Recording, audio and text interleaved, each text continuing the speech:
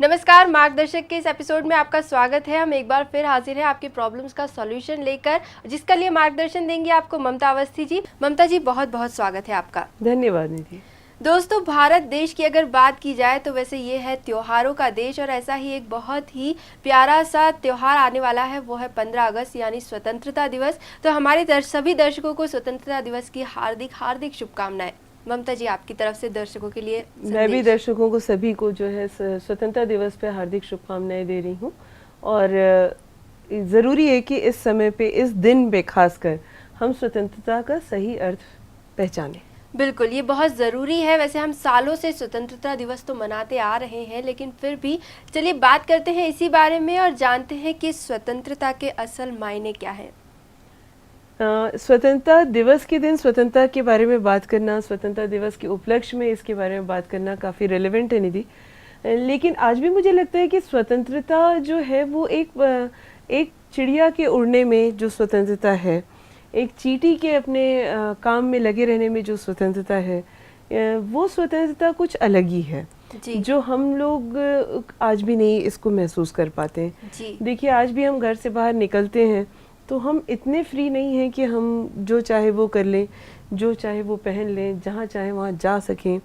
तो इंसान होने के नाते आपको जानवरों जैसी या प्रकृति जैसी स्वतंत्रता नहीं है जी। लेकिन स्वतंत्रता फिर भी हमारी जीवन का एक अभिन्न अंग बन चुका है। जी, यानी अगर प्रकृति के हिसाब से देखें तो प्रकृति तो हमेशा से ही स्वतंत्र रही है। जब चाहे बारिश होती है, जब चाहे सूखा पड़ता है, उसे थोड़ी पता है कि अभी जुलाई का महीना है और उसे नहीं बरसना है जी। या उसे दिसंबर के महीने में नहीं बरसना चाहिए, उसे ये नहीं मालूम है जी। तो प्रकृति जैसे अपने डिसीजंस, अपनी सिचुएशंस को स्वतंत्र रूप से लेती है जी, वो असली स्वतंत्रता है। यानी स्वतंत्रता को अगर आप आसानी से समझना चाहते हैं तो थोड़ी सी प्रकृति पर नज़र डालिए, अब अपने आप समझ जाएंगे। लेकिन फिर भी चूंकि हम बात कर रहे हैं हमारे दर्शकों की, तो ये जानना बहुत ज़रूरी है कि आम जनता की, अगर देश के नागरिकों की बात की जाए तो उनके लिए स्वतंत्रता के क्या मायने हैं।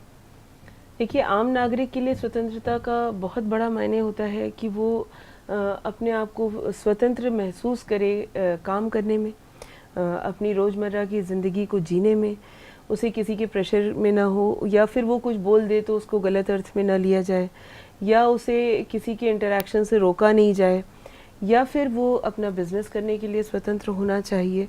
तो उस टाइप की स्वतंत्रता डेफिनेटली हमारे पास एक हद तक आ चुकी है जी। क्योंकि जब हम परतंत्र थे तो हम देखते हैं, हमें भी एग्जैक्टली मालूम शायद नहीं है, लेकिन दूसरे के आपको हमेशा ऑर्डर लेना पड़ता था, आपको हर चीज़ के लिए एक रेगुलेशन फॉलो करना था, एक परमिशन की ज़रूरत थी। अब कम से कम ऐसा नहीं है। अगर आप एक बिज़नेस स्टार्ट करना चाहते हैं तो एक लो लेवल का कुटीर उद्योग टाइप का आप अपना चला सकते हैं। आप अपने घर में फ्री हैं, अपने इंटरेक्शंस में फ्री हैं, अपने रिश्तों में फ्री हैं, अपनी फ्रेंडशिप में फ्री हैं। आपको ये नहीं सोचना पड़ता कि मैं किससे क्या बात करूं। तो ये एक आम नागरिक के लिए एक स्वतंत्रता है कि वो कहीं भी जाके कुछ भी खरीद सकता है, कहीं भी जाके घूम सकता है, कहीं भी जाके अपने विचारों को व्यक्त कर सकता है और अपनी अर्निंग में खुश रह सकता है। जी, तो अगर रूटीन लाइफ की बात करें तो वैसे तो हम फ्री हैं, हमें किसी तरह की लिमिटेशंस नहीं है। छोटी मोटी बातों को अगर छोड़ दे तो आने जाने की फ्रीडम है, किसी से बात करने की फ्रीडम है, अपना जॉब करने की फ्रीडम है, अपना बिजनेस स्टार्ट करने की फ्रीडम है, कई तरह की फ्रीडम हमारे पास है। लेकिन फिर भी पता नहीं क्यों ममता जी, एक बात जो मेरे दिमाग में आ रही है, थोड़ा सा कन्फ्लिक्ट कर रही है, वो ये कि अखबारों में यही आता है या मीडिया में हम सुनते हैं कि हम आज भी पूरी तरह से स्वतंत्र नहीं है।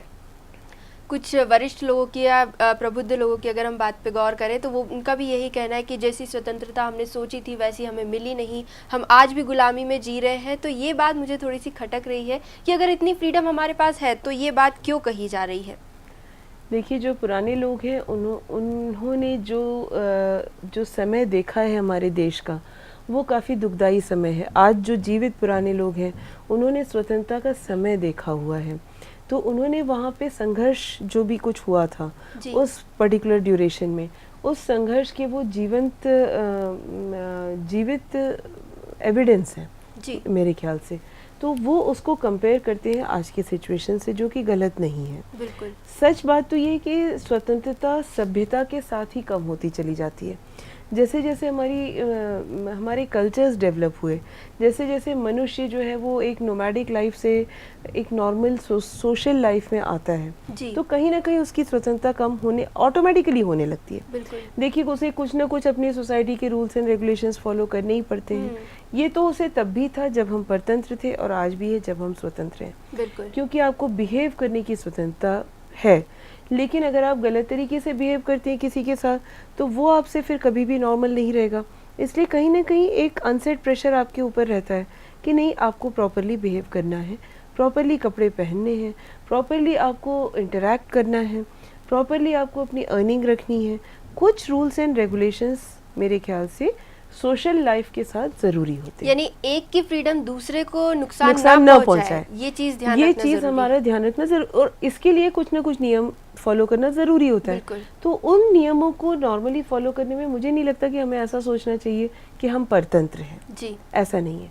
जो हमारे बुजुर्ग कहते हैं कि हम परतंत्र हैं आज भी, वो हमारी मानसिकता को लेके परेशान है। जी। क्योंकि ये बात हम आज भी ऑब्जर्व करते हैं कि हम अपनी मानसिकता में आज हम परतंत्र ही हैं। बिल्कुल। आज भी हम वेस्टर्न कल्चर को फॉलो करते समय उनकी अच्छी चीज़ों को नहीं देखते, उनके ग्लैमर को देखते हैं, क्योंकि हमारी एक बायस्ड मेंटालिटी है। देखिए आज भी हमारे देश में अगर फॉरेनर्स आते हैं तो या तो हम बिल्कुल अतिथि देवो भव की तरह उनके आगे जो है झुक के खड़े हो जाते हैं, बिना ये सोचे समझे कि हमारा भी अपना एक स्टैंड है। कई देश ऐसे हैं जैसे जर्मनी है, जापान है, कोरिया है, चाइना है, आप वहाँ पे जाइए, वो लोग आपको एक बराबरी के लेवल पे ट्रीट करते हैं। वो आपको एक टूरिस्ट मानते हैं, वो आपको एक विजिटर मानते हैं। लेकिन हम आज भी वो नहीं करते।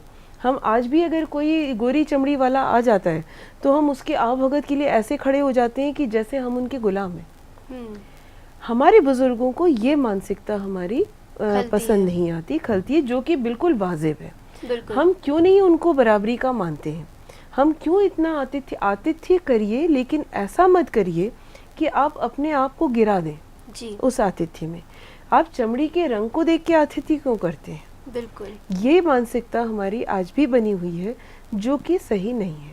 वैसे तो अतिथि देवो भव की परंपरा हमेशा से चली आ रही है, लेकिन खुद का आत्मसम्मान बनाए रखना भी बहुत जरूरी है निधि। मेरा तो ये एक पर्सनल स्ट्रॉन्ग ओपिनियन है। मैं किसी के ओपिनियन को यहाँ पे नुकसान नहीं पहुँचाना चाह रही, लेकिन अगर आप अपने आप को एज एन इंडियन देखें, भारतीय के तौर पे देखें, तो जो हम बड़े जोर शोर से कहते हैं कि हमने 400 साल बाद स्वतंत्रता पाई 15 अगस्त 1957 में, तो ये कोई बहुत बड़ी बात नहीं है।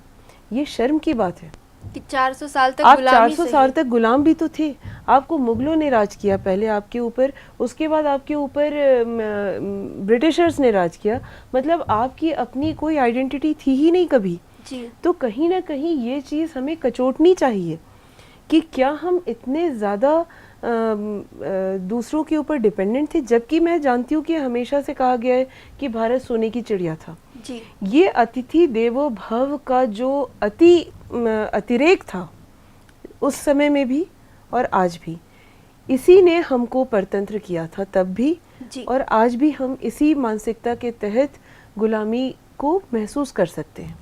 अगर हम अपने सोच को सही रखें तो हमें ये रियलाइज़ करना ज़रूरी है कि किसी भी अतिथि को अतिथि रहने दीजिए।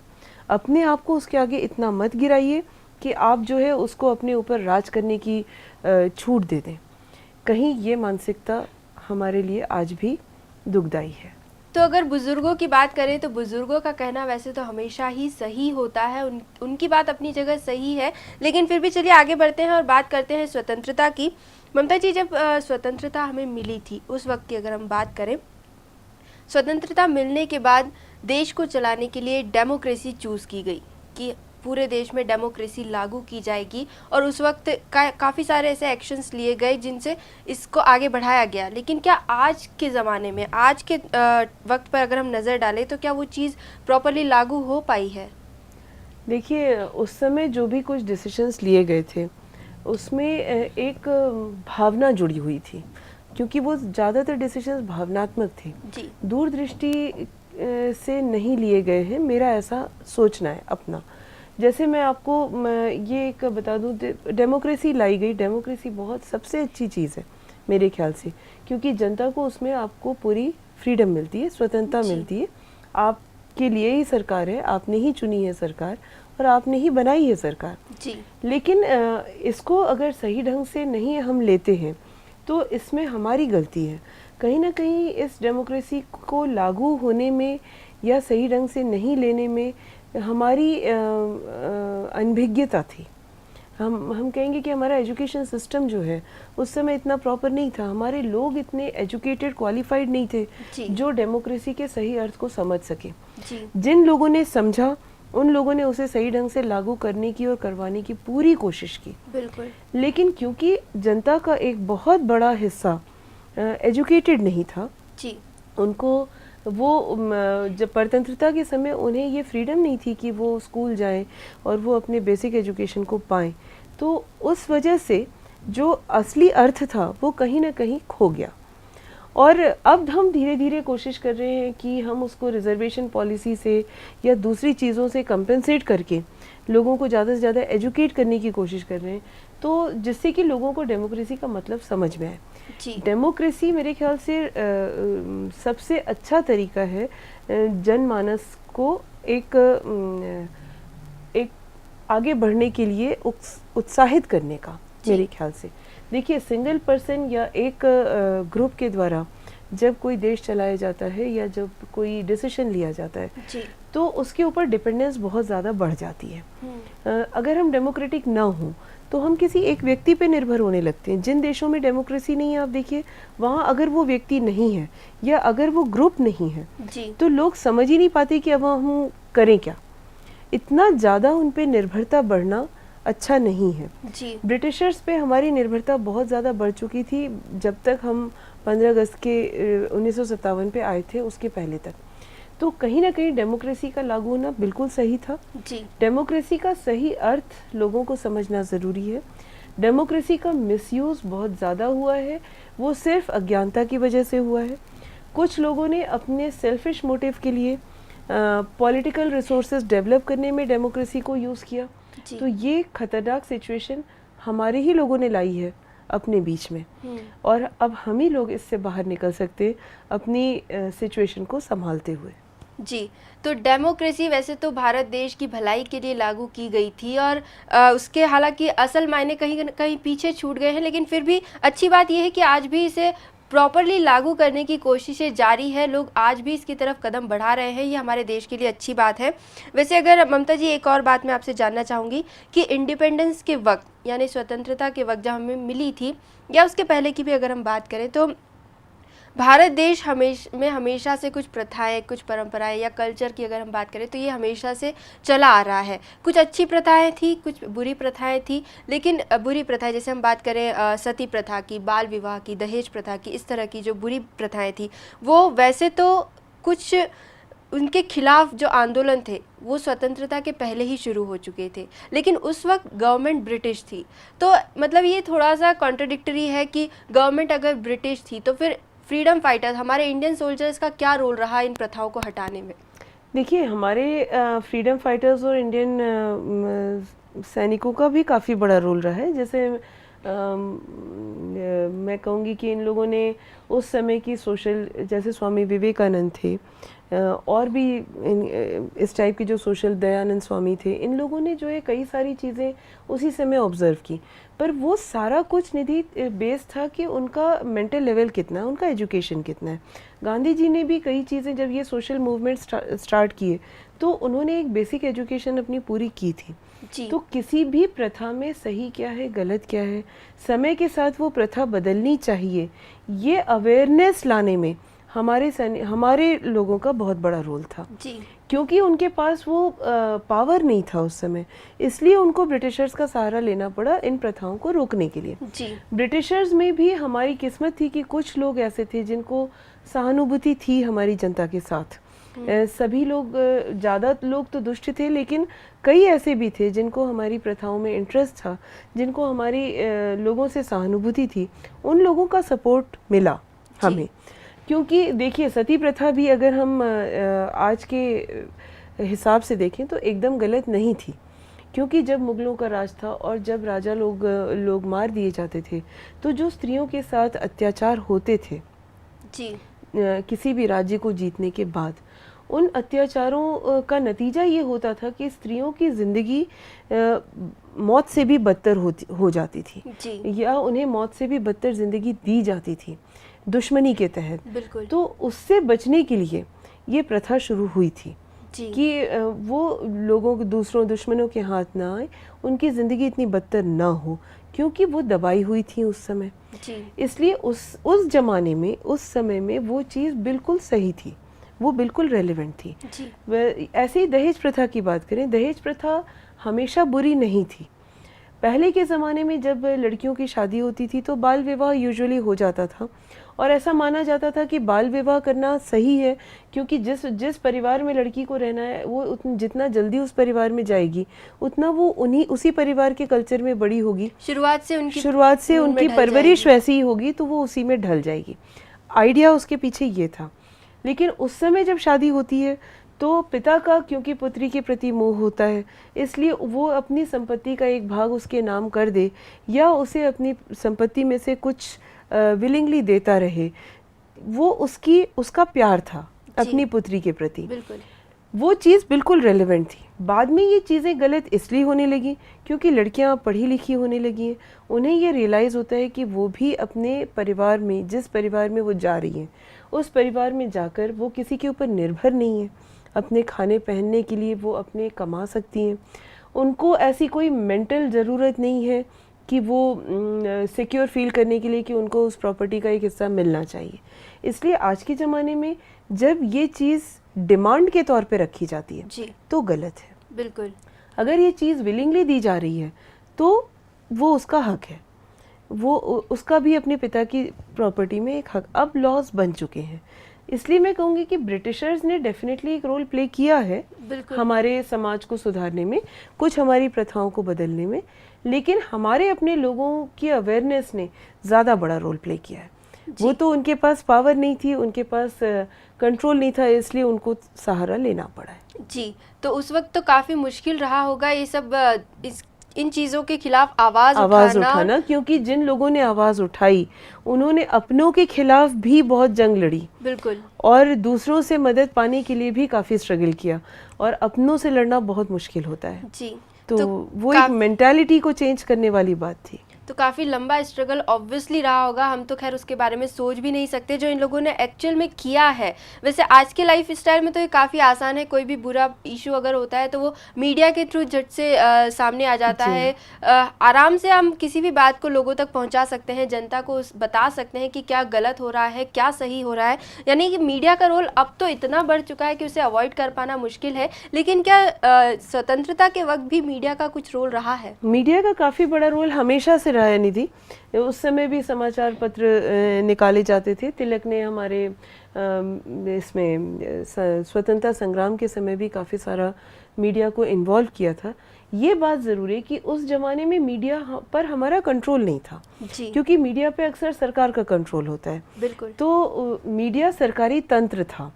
मीडिया ब्रिटिशर्स के द्वारा लिए गए स्टेप्स को या उनकी पॉलिसीज़ को हाईलाइट ज़्यादा करता था, बजाय इसके कि वो स्वतंत्रता सेनानियों का साथ दे। तो स्वतंत्रता सेनानियों ने मीडिया का हेल्प लिया, पर उनको उतना फ्रीडम नहीं मिल पाता था जी। मीडिया का।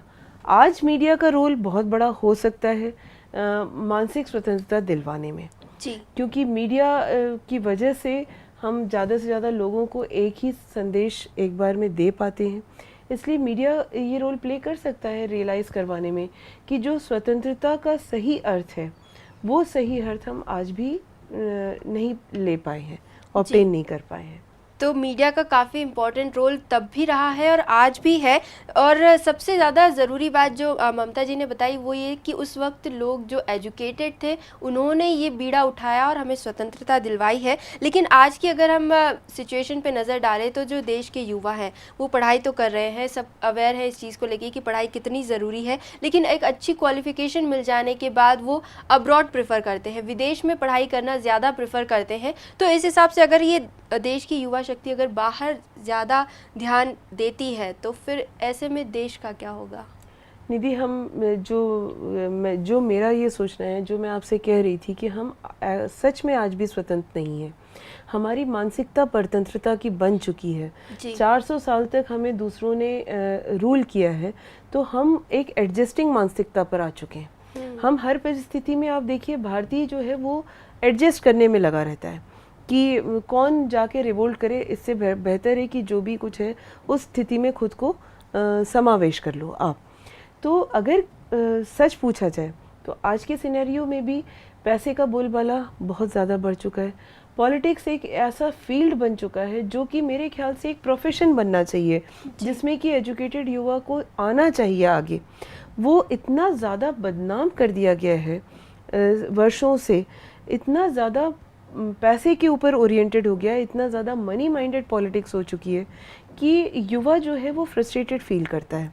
इस फील्ड को ही उसने जो है ऐसा मान लिया है कि ये एक अछूत टाइप की फील्ड हो चुकी है लोगों के लिए, जबकि ऐसा बिल्कुल भी नहीं है। अगर आज का युवा बाहर जाने के बजाय अपने समाज को सुधारने के लिए कुछ एफर्ट करे, तो उसको सबसे पहले पावर की ज़रूरत पड़ेगी जो उसको पॉलिटिक्स से आएगी। तो मेरे ख्याल से उसे अपने व्यूज़ को चेंज करना चाहिए, अपनी पढ़ाई को लेकर उसे पॉजिटिव सोचना पड़ेगा। बाहर वो इसलिए जा रहे हैं क्योंकि उन्हें सहूलियतें मिल रही हैं, क्योंकि उनकी इज्जत हो रही है।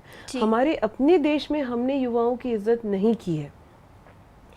पॉलिटिक्स में अक्सर हम देख रहे हैं, या हम बाकी फील्ड्स में जहाँ पे पावर इन्वॉल्व है, वहाँ पे असल पावर जो है वो ज़्यादातर मैच्योर लोगों के हाथ में है, ओवर एजेड लोगों के हाथ में है, जिस वजह से यहाँ का युवा इनसिक्योर फील करता है। उसे लगता है कि पहला काम उसका जो है वो अपनी साल दर साल की रोजी रोटी को संभालना है। तो उसके लिए जहाँ उसे पैसा मिलेगा वो वहाँ जाएगा, जहाँ उसे कंफर्ट मिलेगा वो वहाँ जाएगा, जहाँ उसे मेंटल रिलैक्सेशन मिलेगा वो वहाँ जाएगा। अगर हम अपने देश में ये चीज़ें अवेलेबल करा सकें अपने युवाओं को, अगर हम उनको मोटिवेट कर सकें कि उन्हें यहाँ पे पावर मिलेगी, उन्हें यहाँ पे पैसा दिया जाएगा, उन्हें यहाँ पे कैरियर मिलेगा, उनके परिवार को सिक्योरिटी मिलेगी, तो डेफिनेटली मेरे ख्याल से अब हम इस सिचुएशन से बाहर आ सकते हैं। क्योंकि एक सिक्योरिटी बहुत बड़ी चीज़ होती है। सिर्फ फ्रीडम ऑफ स्पीकिंग या freedom of earning is not the aspect. आपको ये भी देखना है कि आपका फ्यूचर कितना सेफ है। जी, ये बात तो बिल्कुल सही कही ममता जी ने कि हर कोई डॉक्टर बनना चाहता है, इंजीनियर बनना चाहता है, पायलट बनना चाहता है, साइंटिस्ट बनना चाहता है, लेकिन कोई भी पॉलिटिशियन नहीं बनना चाहता। तो इस सिस्टम को, इस मेंटलिटी को चेंज करना बेहद ज़रूरी है। लेकिन अब यही बात हम पूछेंगे ममता जी से कि इस सिस्टम को चेंज करने के लिए क्या कदम उठाए जाए कि भारत देश एक बार फिर से सोने की चिड़िया बन जाए। देखिए, कदम तो बहुत सारे उठाने हैं, लेकिन क्योंकि आज हम यहाँ पे बात कर रहे हैं बेसिकली कि मानसिक स्वतंत्रता को लेके मैं फोकस्ड हो रही हूँ, तो मैं कहूँगी सबसे पहली चीज़ जो हमारे देश में रिक्वायर्ड है वो मानसिकता है। हमें स्वतंत्र मानसिकता डेवलप करने के लिए सबसे पहले सही तरीके का एजुकेशन देना होगा अपने लोगों को। एजुकेशन सिस्टम आज भी हमारा परतंत्र है। आज भी हम यहाँ बैठ के 100 करोड़ 121-150 करोड़ लोगों के लिए हम वो सिस्टम लाने की कोशिश कर रहे हैं जो कुछ हज़ारों लोगों में चलता है। तो आज भी हम अपनी अप्रोच को इम्प्रैक्टिकल रख रहे हैं। मेरा सच में निवेदन है, जो पावरफुल लोग हैं, जो लोग ऐसी पोजीशंस पे बैठे हैं जो कुछ कर सकते हैं, उनसे मेरा निवेदन ये रहेगा कि वो कम से कम ये देखें कि हमारे देश का सिनेरियो क्या है। अपने बारे में सोचने के अलावा उन्हें भारतीय समाज को आगे बढ़ाने की तरफ थोड़ा सा ध्यान देना पड़ेगा, थोड़ा सा आगे तक की पॉलिसीज़ डिसाइड करनी पड़ेगी। आज भी देखिए, हमारी इकोनॉमिक पॉलिसी दूसरों के ऊपर डिपेंडेंट है, हमारा ग्लोबलाइजेशन दूसरों की पॉलिसीज़ पे डिपेंडेंट है, हमारा फ्यूल, पेट्रोल, यूरेनियम दूसरों के ऊपर डिपेंडेंट है। सब कुछ अगर हम दूसरों के हिसाब से मैनेज कर रहे हैं तो इसका मतलब हम आज भी गुलाम ही हैं। जी, सोशल नॉर्म्स को फॉलो करना एक अलग बात होती है निधि, लेकिन अगर हम अपनी हर पॉलिसी को दूसरों के हिसाब से बनाते जाएंगे तो मतलब हम उस गुलाम मानसिकता के तहत ही जीते जाएंगे। जी। तो कहीं ना कहीं हमारा ये एक मॉरल ड्यूटी है कि हम अपनी मानसिकता को बदलें, अपनी मानसिकता में बराबरी लाएं। जी। स्किन के कलर के ऊपर बराबरी को ना देखें। तो ये था आज का मार्गदर्शन, जहां हमने जाना कि स्वतंत्रता क्या है, क्या इसके मायने हैं, लेकिन असली स्वतंत्रता पाने के लिए किस तरह से हमें खुद को बदलना ज़रूरी है, वक्त के साथ आगे बढ़ना ज़रूरी है और सबसे ज़रूरी है अपनी मानसिकता को बदलना। हमें पूरी उम्मीद है कि ये मार्गदर्शन आपके काम ज़रूर आएगा। अगली बार फिर मिलेंगे एक नए टॉपिक के साथ। अगर कोई भी फीडबैक या क्वेरी आप हम तक पहुँचाना चाहते हैं तो हमारा ईमेल आईडी है margdarshak.city@gmail.com। अपनी बातें हमसे ज़रूर शेयर कीजिए। अगली बार फिर मिलेंगे, तब तक के लिए नमस्कार।